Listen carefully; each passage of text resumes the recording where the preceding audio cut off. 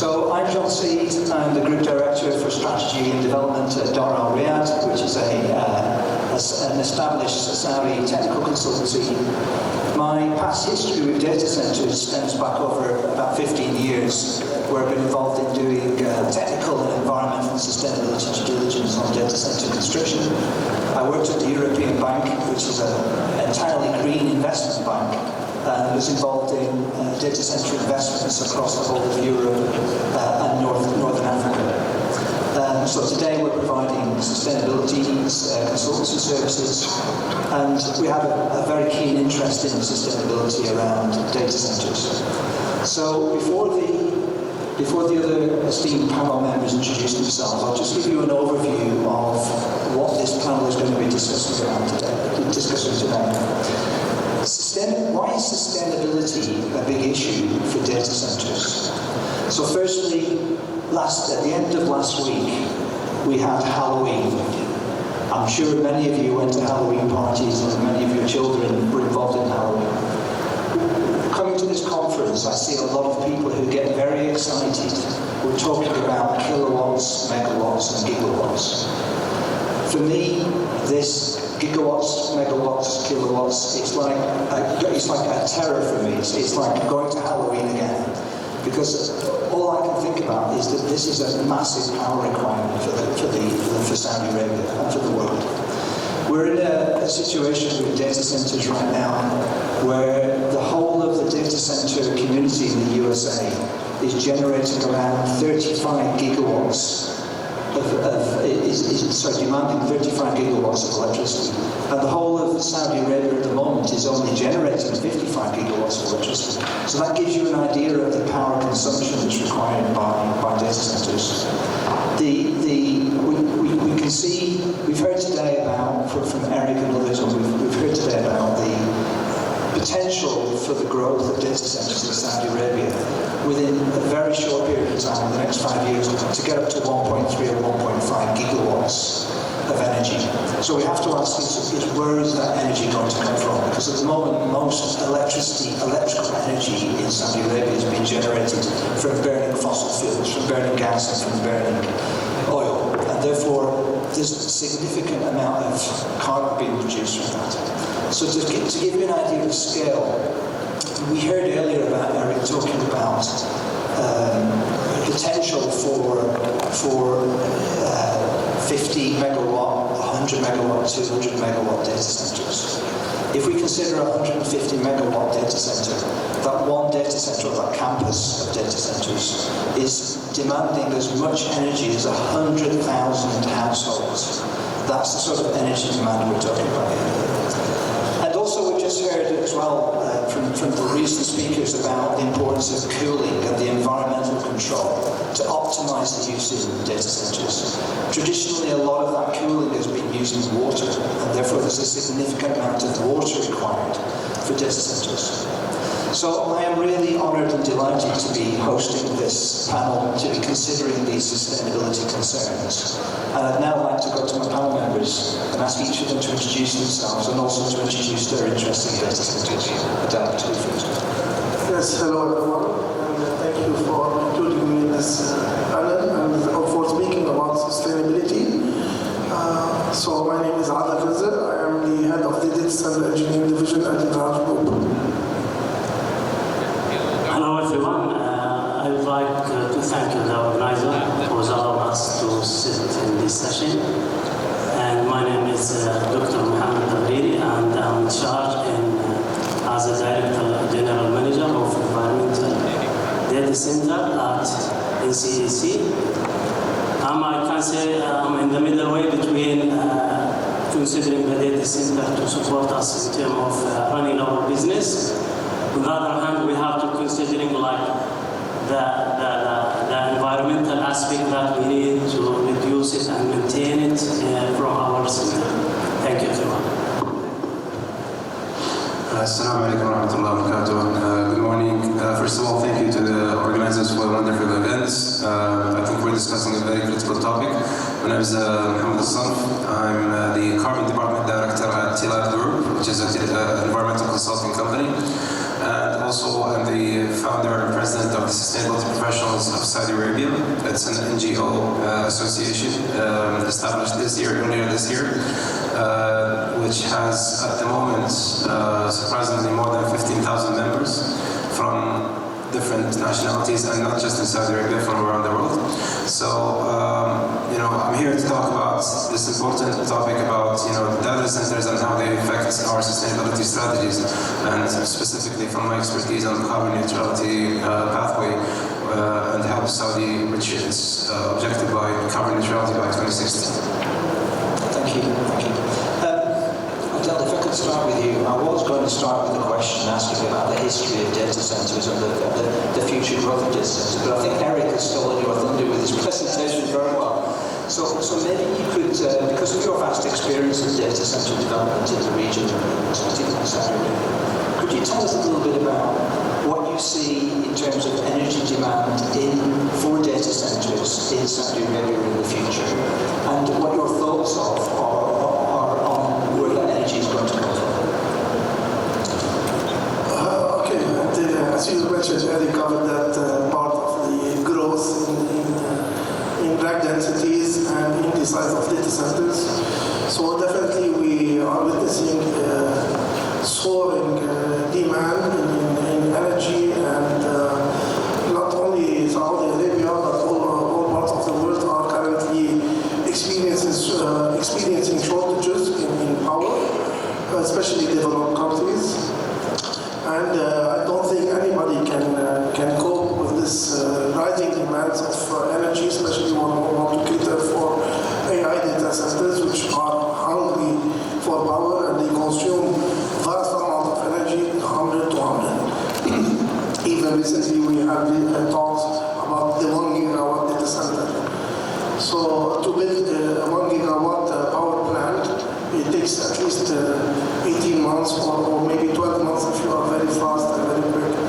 So I think what we see in the industry, that the most, if you want, cost-effective and carbon-free energy source that could cope with this rising demand is nuclear energy. Of course, there are some concerns about, or historically there were concerns about radioactive waste and public safety. But now modern reactors have or use advanced safety measures and advanced waste recycling processes. So they are seen as a definitely game changer because nuclear energy is reliable, can produce consistent power at large scale. These small modular reactors are also require a smaller footprint, and they can be deployed in a modular fashion, and of course they can ultimately cope with this high energy demand. Excellent. If I can just follow up on that, I mean, the audience will be thinking, well, surely the answer is renewable energy, and obviously if we went down the route that, we're seeing the likes of Google and Microsoft doing deals for small modular nuclear reactors in North America. Could that be the answer? But they will be thinking about, well, what about wind and what about solar? I mean, we're aware of the big investment that Saudi Arabia is making. The Vision 2030 goals of 50% net zero and 2060 goals of 100% net zero, and the wind and solar investment that's going in to create that renewable energy. Why is that problematic for data centers? No, it's not really problematic, but of course, as you mentioned earlier, that currently Saudi Arabia, all its electricity production is from burning fossil fuels and liquid natural gas, with only 3% coming from solar power. But the government, part of Vision 2030, or even beyond that, they have set very aggressive targets in increasing the solar capacity to 41 megawatts, I think, by 2035. Mostly coming like 16 gigawatt coming from solar PV, photovoltaic, and 25 megawatt or 26 gigawatt, coming from thermal solar or CSP, concentrated solar power. On the wind turbine or wind technology, we have witnessed recently that wind technology has increased rapidly because the cost of building these large turbines also decreased by a certain 40%, and therefore the capacity increased by the same amount. And wind is plentiful, especially in offshore stations. And I think both wind and solar can play definitely a promising, let's say, role in creating a sustainable carbon-free energy source. But both of them, they have problems in terms of they are relying on the weather or the availability of sunlight. So there is intermittent outages. To overcome these challenges, you need to have battery storage. So until the battery storage solutions become cost-effective and while reducing also their impact on the environment, then we can see that these two sources of energy can be directly harnessed by the data center providers.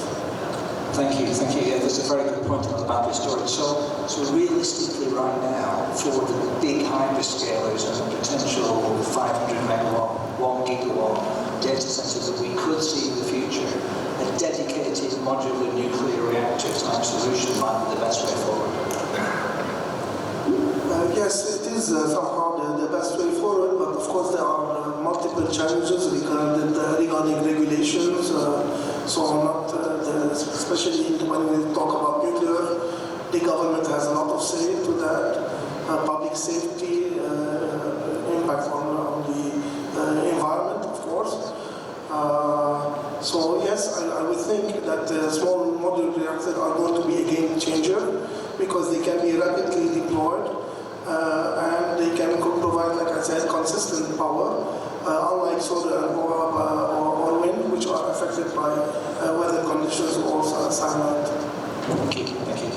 So, Mohammed, if I could come to you in terms of your role at NCEC, you must be quite concerned about the sustainability issues around data centers, especially given this predicted growth in Saudi Arabia. What are the particular impacts that you're concerned about? Yeah, thank you for your question.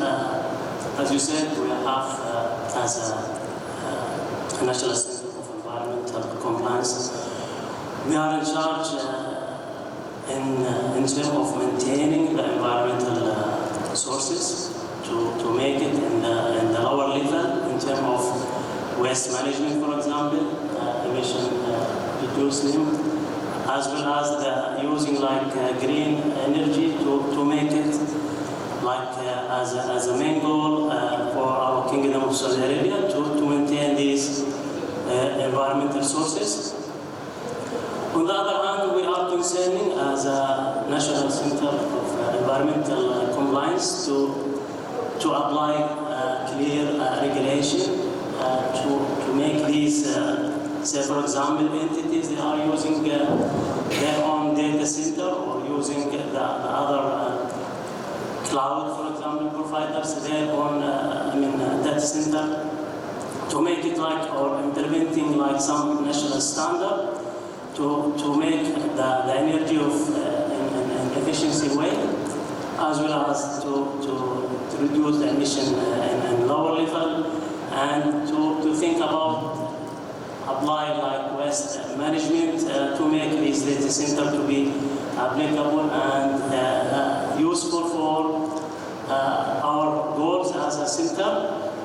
And on the other hand, we can concern also about promoting like renewable energy for the entity they are using their own data center, like looking for other sources, for example, like solar or wind, to be part of their data center, also to considering like the sustainability of environmental sources. Moreover, we can also thinking about the encouraging like the collaboration between different entities. Each of them they considering different aspects. For example, if we have like companies, they are considering to like do investment in their data centers. On the other hand, we have to think about the organization. They are looking for sustainable the environmental sources, and to make like cooperation between them, encouraging them to reduce the emission that comes, for example, from the different environmental media. So, for example, that can be affect the air that we are breathing, the water that we are drinking, for example, as well as the noise maybe comes from these data centers.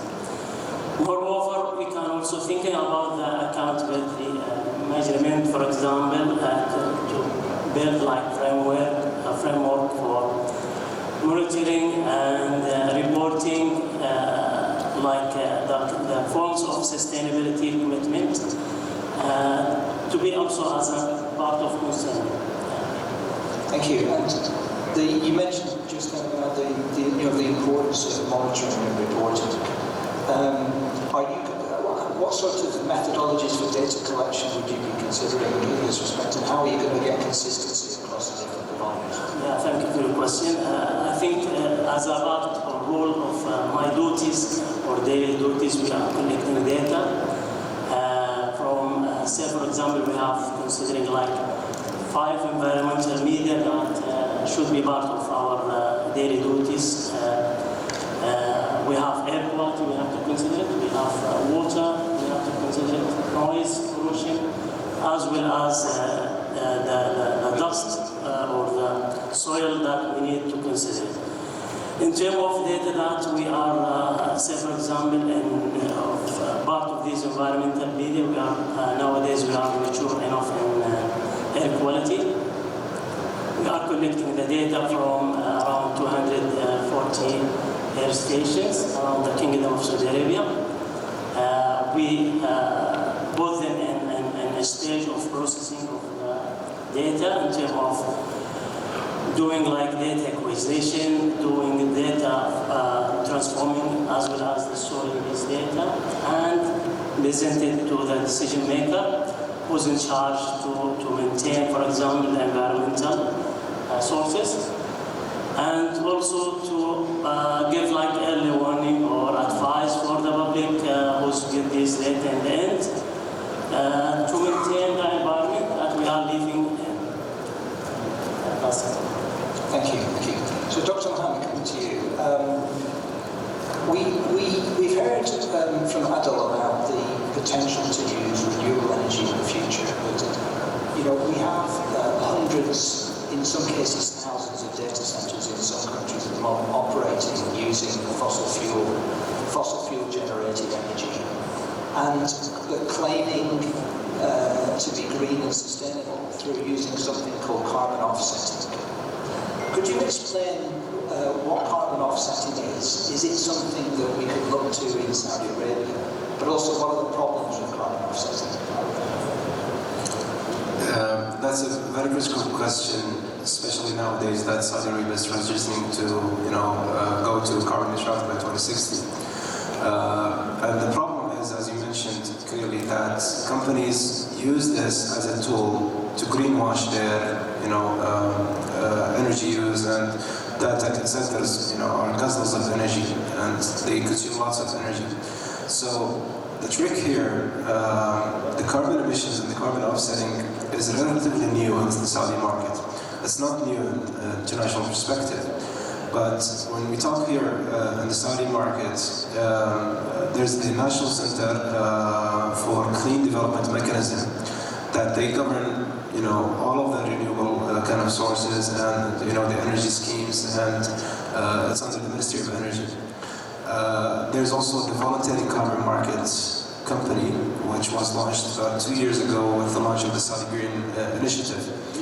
So there's kind of an organizing of the cards here in Saudi to really monitor what happens here in terms of carbon emissions and how to offset them. Since this topic has gained lots of momentum, especially in the last week's FII conference, there's been a lot of discussion on this issue, especially from His Royal Highness Mohammed bin Salman, Minister of Energy. So lots of people have approached, me specifically, and a lot in terms of, we hear this carbon. What's carbon? Can we see it? Can we touch it?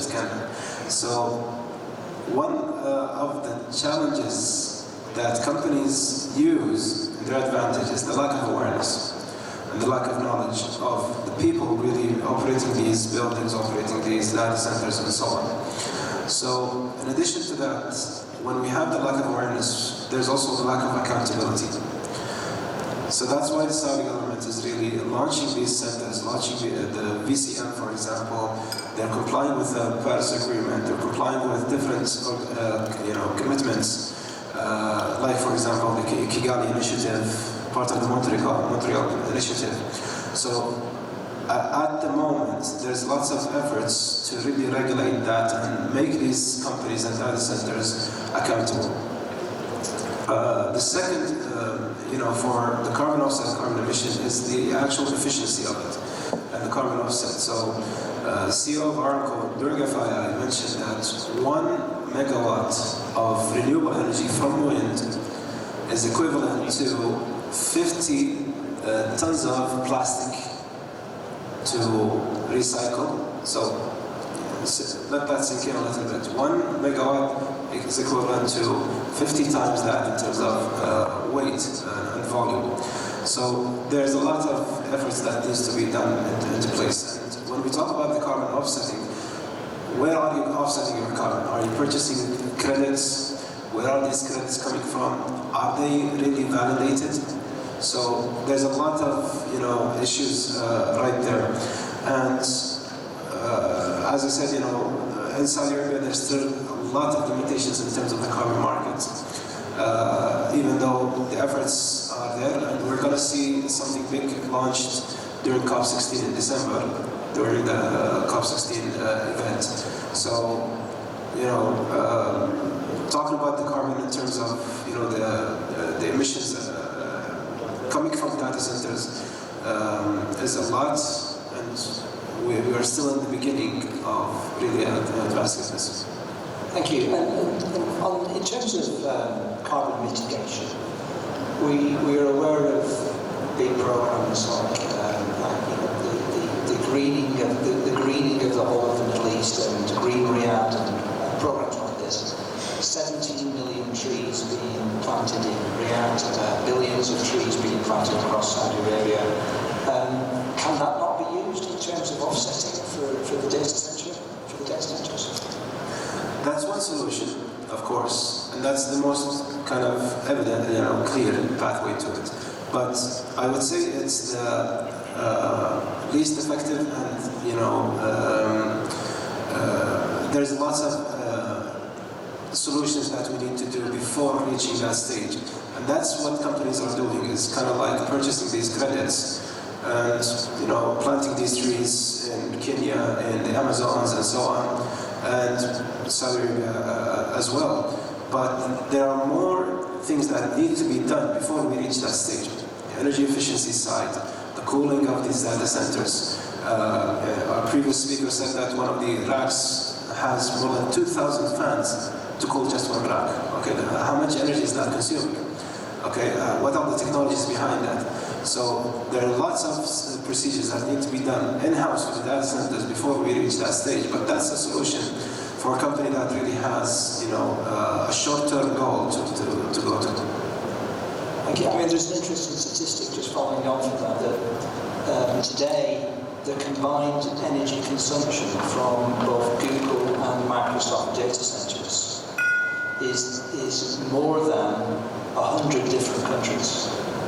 And Bill Gates recently said that he's not planting trees for carbon offsetting purposes, basically because the trees take about 20 years to get to the maturity point where they can really start absorbing carbon. Can we think now, can we go, maybe coming back to Adel, come back and then come to Dr. Mohammed about other ways that data centers can become more efficient and more sustainable. I think we heard earlier from the ground about different cooling techniques. What are the prime ways that you see in the coming years that data centers are going to become more efficient? Yes, of course there are many measures to factor into the design and in the construction process, as well as into the operation, to make these data centers more energy efficient, as well as to conserve water usage. Because we have seen in the past that what the big players were trying to do is reduce their PUE, however their WE, which is the water use effectiveness, was very high, because they were relying on water as a means for evaporative cooling. So the first thing that comes to my mind is that first we need to raise the temperature of the water, the chilled water system, because this will allow you to benefit from more numbers of hours of free cooling, so that you don't rely on the compressor, especially if you are raising the supply temperature in the data, if you are still relying on air cooling, or specifically if you are using liquid cooling, then you can raise even that bar even higher, maybe to 30 to 40 degrees water temperature. So this is the first thing to do, at least from a cooling perspective. Additionally, there are many things to do, as my colleague said. First, to minimize soil displacement or disturbance of the soil, and to preserve land and biodiversity. You need to have a keen strategy how to reduce waste, especially electronic waste, and how to recycle it. So in our new data centers, there is a commitment or a target to achieve through certification, which is to basically zero waste going to the landfill. You can harness solar power or renewable power to power these data centers. This will reduce your carbon footprint as well. Instead of using diesel generators as a backup solution, you can use battery storage. As long as these battery storages can sustain longer, let's say, interim outages. Another thing, of course, to implement automation or AI for your to match the cooling with the workload, so that there is no demand fighting. These are the things that I could think of now. Thank you. I'm coming back to you in terms of NCEC. Thinking about, you mentioned the potential for regulation. Do you see Saudi Arabia developing a specific regulation for data centers in the same way that you've seen from the USA and from Europe? This is a really good question. As you said, there is, like, as you know, nowadays in the Kingdom of Saudi Arabia, there is a large in terms of the project, the mega project, as well as the giga project. For example, we've got NEOM, as well as the RIYADH and the other project. All of them should be to be considering and looking after, to be in clear regulation to maintain and to support their activities, to grow with, say for example, the new technology that being applied. For example, in Kingdom of Saudi Arabia, they should be enhanced and put part of this a large standard that we have to use it, to maintain everything that related to the new technology that should be support the data center, as well as with the vision of 2030. We have clear goals from our government to maintaining, say for example, the environmental sources by stronger regulation to link with different entities around the Kingdom of Saudi Arabia, through our NCEC as a regulator and enforcement to do or to use these regulations. Moreover, we can thinking about the standard regulation related to the energy efficiency use. Also, it can be also part of this growing in terms of, say for example, managing the consumption, setting up energy in efficiency way, apply them through the data center that related to the different entities, using renewable energy sources as a part of that. Moreover, in the future, there is like form of attraction in terms of doing investment in Kingdom of Saudi Arabia as a new visitor that be part in the future. They should be knowing and considering the standard of Kingdom of Saudi Arabia in terms of sustain the environment they are in, as well as to be like a part of the new innovation or technology that can be part of the data center in the future. Also, we have to consider that. Moreover, or lastly, we can think about the public and awareness by give them clear rules or regulation to know about how they can dealing with different environmental media to maintain them and to use green energy in the future, as well as anything that can be lead in the end to reduce the waste of that can be comes from the daily basis activity that we are doing. Thank you. I think there's a good link there. Dr. Mohammed, I know that you've been very active in raising awareness of environmental and sustainability issues in Saudi Arabia. What do you think the educational institutions here can do to raise awareness so that effectively people who are involved in data centers and people involved in the development and the operation of them really start putting sustainability, environmental concerns and sustainability at the forefront? That's one of the things I took it as my mission in life is to really educate and promote the awareness of sustainability across different sectors. Now, I think when it comes to the data centers and the knowledge transfer, let's say, we are on the stage of, and we saw a big signing agreement last week with Google Cloud, and there's lots of things happening. So at the moment, it's now upon the companies to really get expertise from international experts from the international companies, get them here to get the awareness that is needed. Different universities now are focusing on this because there's a transition towards AI, of course. So with that comes the adoption of different sustainability concepts and topics that need to be injected into these curriculums, either at early stage learning, K-12 or university or postgrad, vocational training as well, and it's part. And I was surprised to see this, that it's actually part of the senior year of high school. There's a specific subject for sustainable development in line with the Saudi vision and the Sustainable Development Goals of the United Nations. So in addition to that, let's say there's no program specifically targeting data centers. This is the time to really invent and to be innovative and organize something with different institutions, government like NCEC, for example, to really target those sectors, to educate professionals and the coming professionals in the near future. In addition to that, there's a need to establish these, excellence centers, for example, research centers with universities. CAPSAR, for example, has lots of research done on energy efficiency and data centers.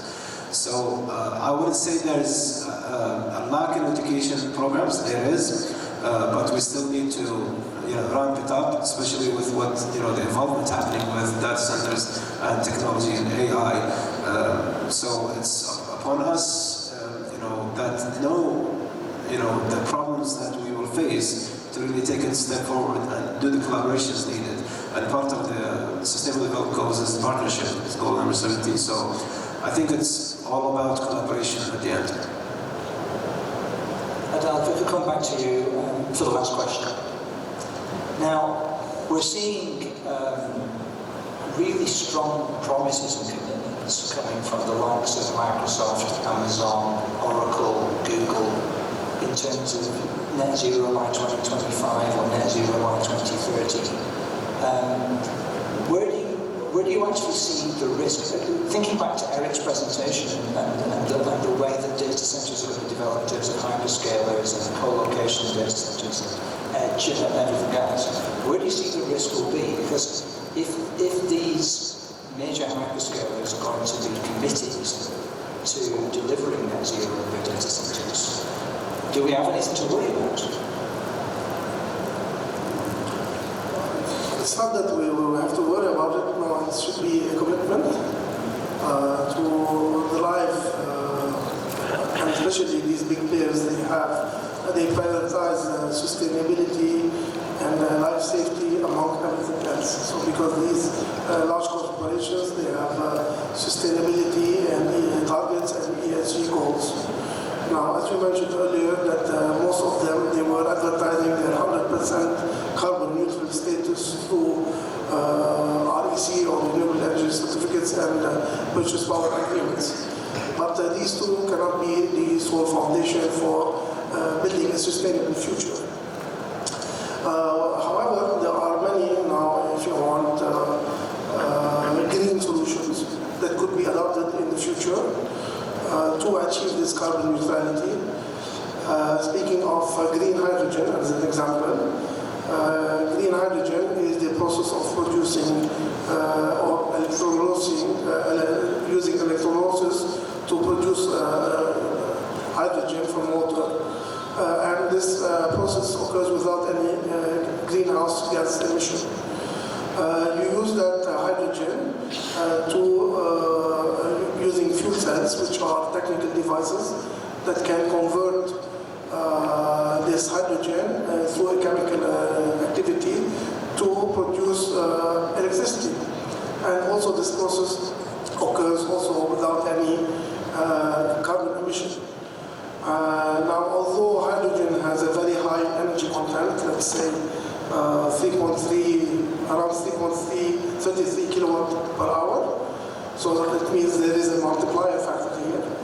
But the efficiency in the process relies solely on the electrolysis that you are using, the fuel cell, and the operating conditions. So going back to Saudi Arabia in particular, Saudi Arabia is building the largest green hydrogen plant in the world.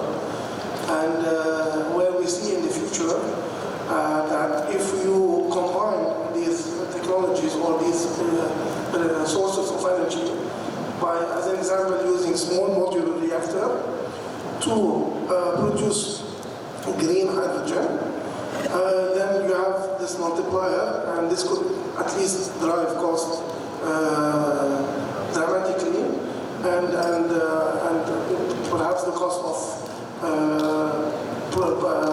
power from green energy could be around maybe 6.5 cents per kilowatt hour, which is almost what is now is being done in Saudi Arabia after subsidizing it, because currently with in order to attract, let's say, hyperscalers, the government subsidized the power to be around 5 cents. So imagine that you can do all of that only with 6.5 cents. So the way for the future to achieve carbon neutrality, we have to adopt new technologies and rely on alternative sources that are reliable but also carbon free.